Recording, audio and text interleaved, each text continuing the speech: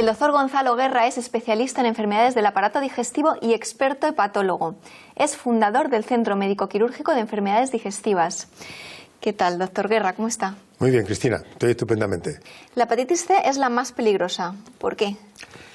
Yo te diría que sí, porque es la que más fácilmente puede acabar produciendo una fibrosis hepática considerable y, en consecuencia, con los años, porque tarda muchísimos años en evolucionar.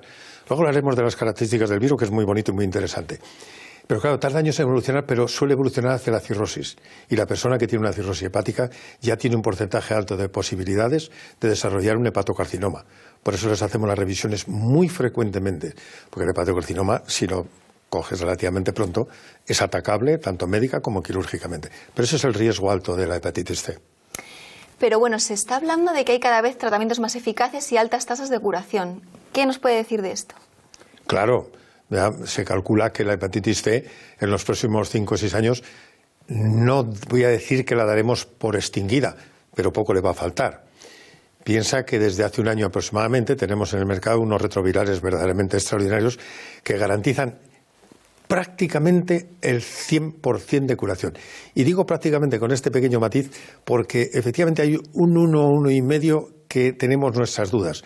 De tal forma que ese 1 o 1,5, que es una cifra relativamente asumible, puede volverse a tratar, es decir, lo que llamamos retratamiento, añadiendo otro retroviral más. Es muy interesante, pero efectivamente ahí estamos en ese porcentaje. ¿Por qué ese 1% no se cura? Pues porque el virus por sí mismo tiene unas dificultades extraordinarias. Fíjate, tenemos 6 tipos de hepatitis y 16 subtipos diferentes. Que antiguamente, bueno, pues podríamos decir, pues no sé, las vacunas, por ejemplo. Pues no se puede hacer vacuna de la hepatitis C. Es de la única que yo creo que no se puede hacer vacuna. ¿Por qué? Porque no podemos hacer vacuna de 6 tipos y 16 subtipos de hepatitis C. Entonces es un virus terriblemente mutante. Cambia continuamente. Por eso es muy difícil de atacar. Esos tratamientos que está mencionando hace poco han sido objeto de controversia respecto a su coste. ¿Qué nos puede decir de esto? Bueno, claro que fue controversia de su coste, porque el coste es totalmente estratosférico. Y ahora hablaremos de costes y de cifras. Verás si tiene importancia el tema.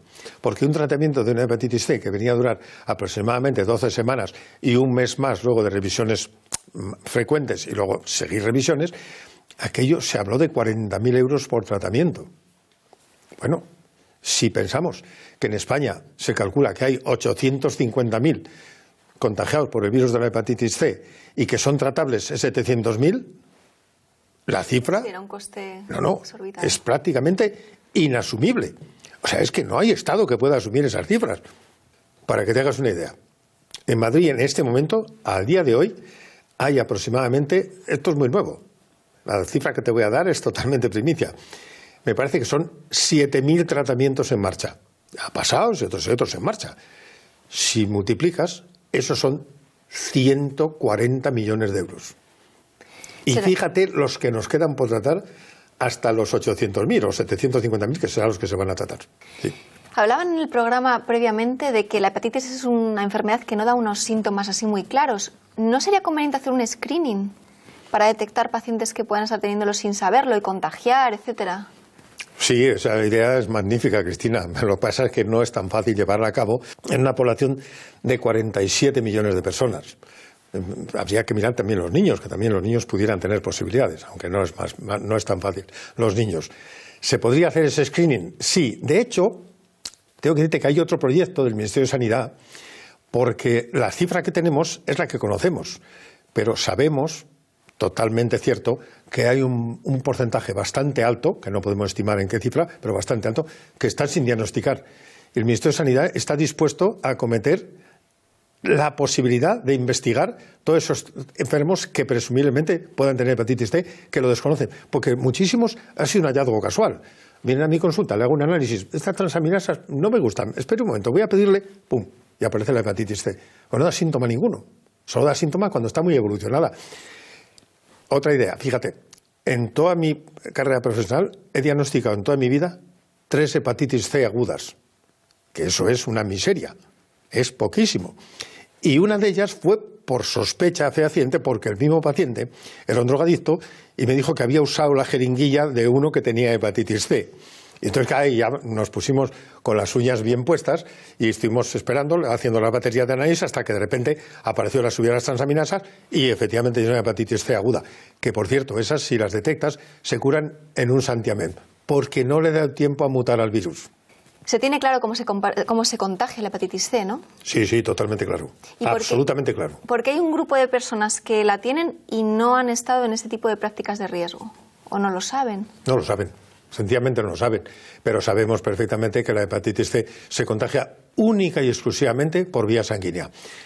Fíjate una cosa, que seguramente a nuestros telespectadores les va a encantar saber la tranquilidad para todas aquellas madres que presuntamente tengan hepatitis C y que se quieran quedar embarazadas.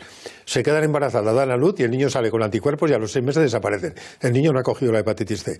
Le pueden dar lactancia materna, el niño no coge la hepatitis C. Es dificilísimo. Incluso se ha comprobado en las parejas estables, con unas relaciones de pareja totalmente estables, con uno de los miembros tiene hepatitis C, es muy difícil no es imposible, pero prácticamente imposible, que el otro miembro de la pareja coja la hepatitis C en las relaciones habituales normales sin protección. No pasa absolutamente nada. Es dificilísimo, dificilísimo. Hemos hablado de la hepatitis C, de la hepatitis A. ¿Qué pasa con el resto de las hepatitis? ¿La E, la B, la D? Bueno, tenemos algunas como la A. Ya que has dicho la E, tenemos también la G. A este paso acabaremos con todo el vocabulario, con todo el abecedario, con toda seguridad. Pero fíjate, has dicho la D. Bueno, es una cosa simpaticísima entre comillas, no tiene ninguna gracia, por supuesto. Pero es simpático lo que ocurre con el virus Delta y la hepatitis B. La D es el virus, le llamamos Delta. Es un malnacido ese virus que no te lo puedes ni imaginar. Mira, ejerce su maldad, pero para protegerse, se inocula él automáticamente, la partícula viral se inocula dentro del virus de la hepatitis B. Y entonces necesariamente coexisten las dos. No existe la hepatitis delta si no tiene hepatitis B. Pero eso entre los drogadictos, que antes el GIMP llamaban, era frecuente. Entonces resulta que nos encontramos que hay anticuerpos al virus de la hepatitis B y hay anticuerpos al virus de la hepatitis delta. Vamos a curarle. Le ponemos el tratamiento para la hepatitis B. Bien. Mientras no destruyamos el virus de la hepatitis B, no podemos destruir el virus de la hepatitis delta. Fíjate cómo se protege. Y al mismo tiempo, eliminando la hepatitis B, nos olvidamos de la hepatitis delta, claro. Claro, en el momento que trates la hepatitis B y destruyas ese virus, el otro se queda al descubierto y ese es muy fácil quitarle. Pero hasta ese momento, esté incluido dentro del núcleo del virus de la hepatitis B, es casi imposible tratarle. O sea que la vacuna de la hepatitis B es vacuna de la hepatitis delta. Paralelamente, porque automáticamente casi se destruye solo, efectivamente. ¿Y la hepatitis G? La hepatitis G y la hepatitis E son nuevas. Yo diría, son de importación. Sí, son de importación, viene? Así como suena. La hepatitis G, por ejemplo, es por comer carne de antílope mal cocinada. ¿De antílope? Sí, precisamente. ¿En España hay casos? Sí. Por eso he dicho que es importada. Claro, y la hepatitis C también. La buena noticia es que las dos se curan con bastante facilidad y simplemente, posiblemente dando un depurante del hígado y vigilancia extrema, permanentemente con analítica, no tenemos que utilizar retrovirales. Pero ahí tenemos las dos nuevas, la E y la G. En España nunca se había dado un caso de hepatitis E aguda. Y el Ramón y Cajal hace un año y medio, ha publicado una casuística de 20 y tantos casos de hepatitis E aguda. Eso no había existido en España nunca. Bueno, la tenemos, la hemos identificado y la curamos muy bien. La olvidamos. O sea que no hay problema. No, ninguno, gracias a Dios, ninguno. La A, la E y la G no nos preocupan gran cosa. ¿Y qué hay de otro tipo de hepatitis que no son víricas? La autoinmune. Bueno, ahí ya entramos en un mundo absolutamente abracadabrante. Porque tenemos desde las hepatitis tóxicas son por muchísimas razones. La primera, la más conocida, la hepatitis por alcohol. Bueno, pero eso todo el mundo sabe que el alcohol a dosis altas acaba produciendo una inflamación del hígado. Una inflamación del hígado es una hepatitis. Tienen las hepatitis por determinado tipo de antiinflamatorios, tan descritas perfectamente. Tienes hepatitis o insuficiencias hepáticas producidas por determinado tipo de antibióticos muy hepatotóxicos. Y luego tienes la propia inmunidad de la persona. Tenemos dos hepatitis, la autoinmune 1 y la autoinmune 2, que se llaman así porque se diagnostican por diferente procedimiento. Pero las dos es un fracaso de la inmunidad de esa persona. Y ese pequeño fracaso afecta al hígado. Ahí se atacan a sí mismos, digamos. Sí, es como hay enfermedades autoinmunes. ¿Qué significa? Que el propio organismo le ataca a sí mismo, se ataca a sí mismo a través de nuestro sistema inmunitario. Nos acaba de mencionar la hepatitis por alcohol. ¿De qué cantidad de alcohol estamos hablando? Pues mira, consideramos cifra tóxica y va para navegantes. Luego, que no me echen los perros algunos que les gusta el alcohol. A mí no me importa que la gente beba un poquito de vino, me parece fantástico. A partir de 35 gramos netos diarios, el hígado empieza a padecer. ¿Cuántos cubatas es eso, más o menos? 2. 2 cubatas al día, bueno. ¿Y en cerveza? Pues calcula el 4,5% de volúmenes y calcula lo que tienes que beber. Tendrías que beber aproximadamente casi 1 litro. Bebes 1 litro de cerveza y ya tienes los 40 gramos de alcohol. ¿Cuánto tiempo tarda uno en tener una hepatitis? No, tiene que ser insistente.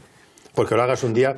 Como decía, mira, había una doctora en Inglaterra, la doctora Sheila Sherlock, que era el number one del mundo en hepatología. Tuve el honor de conocerla personalmente. Me cogió un gran afecto, era una mujer entrañable. Decía, no sabía pronunciar mi nombre, y entonces ni mi apellido, entonces me llamaba querido Ward, dear Ward, de la guerra. Bueno, pues nada, yo lo dejaba que me llamara Ward, tan contento. Me decía, mira, querido Guerra, no me preocupa el borracho de los viernes, me preocupa muchísimo el ejecutivo de los 2-3 gin tonics de todas las tardes. Tenía razón. El borracho de los viernes tiene todo el resto de la semana para desintoxicarse y su hígado se recupera perfectamente al 100%. El de 3 martillazos todas las tardes, 2 o 3 martillazos de alcohol, como es el ejecutivo ese que termina de su trabajo, venga, tomamos en la comité, sí, 3 gin tonics. Ese lo acaba pagando con toda seguridad. Supongo que habrá también una susceptibilidad personal, ¿no? En todo sí, claro, esto. Siempre depende un poco del aguante de la persona y que el hígado tenga capacidad desintoxicante. Pero a la larga la capacidad desintoxicante disminuye en proporción del alcohol que ha ido acumulando. ¿Cuántos años tarda en desarrollar? No, eso no lo tenemos muy claro. Pero decimos que a partir de 20 años empieza a ser irreversible. Por cierto, doctor Guerra, ya que está usted aquí, una pregunta que sé que va a ser muy útil para nuestros espectadores. ¿Es cierto que después de una buena borrachera, al beberse 4 litros de agua o 4 vasos de agua, limpia el organismo? ¿Tiene algo que ver eso con el hígado? Bueno, que limpia el organismo, eso sí que es verdad. Pero voy a recordar a nuestros espectadores algo muy interesante. 4 litros de agua, nuestro hígado no es capaz de metabolizarlos de ninguna manera. Yo sé que hay recomendaciones muy frecuentes. Bebe mucha agua, 3 litros diarios, 4 litros diarios. Vamos a ver. 3 litros diarios más el agua de la alimentación superan ampliamente los 4 litros. El hígado no tiene capacidad metabólica de eso, de metabolizar precisamente esa cantidad de agua. No, señor. Habría que beber diariamente entre 2 y 2 litros y medio, no añadiendo, sino incluyendo los líquidos que tomamos en la comida. Lo que pasa es que cuando tomamos una sopa de fideos o una sopa de cocido, no nos damos cuenta que no lo contamos como agua. Eso es agua. Una fruta es agua.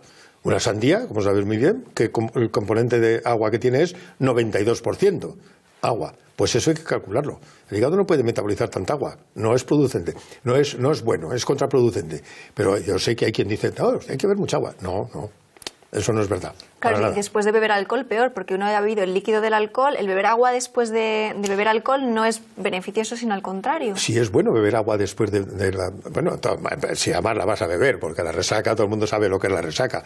Lo que pasa es que hay un pequeño truquillo, que es al día siguiente, si lo has pasado muy mal y la cosa ha sido verdaderamente gloriosa, porque una resaca, si lo anterior ha sido glorioso, pues hombre, a lo mejor vale la pena. No lo voy a justificar, pero lo podíamos disculpar en determinadas ocasiones. Al día siguiente, no tomar sal. Porque ¿qué hace la sal? Empezar a retener excesiva cantidad de agua. Entonces no se lava. Pues al día siguiente no tomas apenas sal, bebes agua bastante y se acaba depurando perfectamente bien. Y además, una resaca es una cuestión de una pequeña cantidad de tiempo, en función de la edad que tengas. Porque a los 18 años la pillas y no creo que pase gran cosa. Pero a los 48 siempre da pasar y a los 68 ni te cuento. La resaca dura una semana. Pues creo que nos ha dicho mensajes muy esperanzadores. La hepatitis vírica se cura prácticamente en el 100% de los casos. ¿Sí? La hepatitis por alcohol incluso se puede revertir si uno deja el tóxico. ¿Es así? Sí. Pues muchísimas gracias, doctor Guerra. Muchísimas gracias por aclararnos todas nuestras dudas. Ojalá lo hayamos aclarado.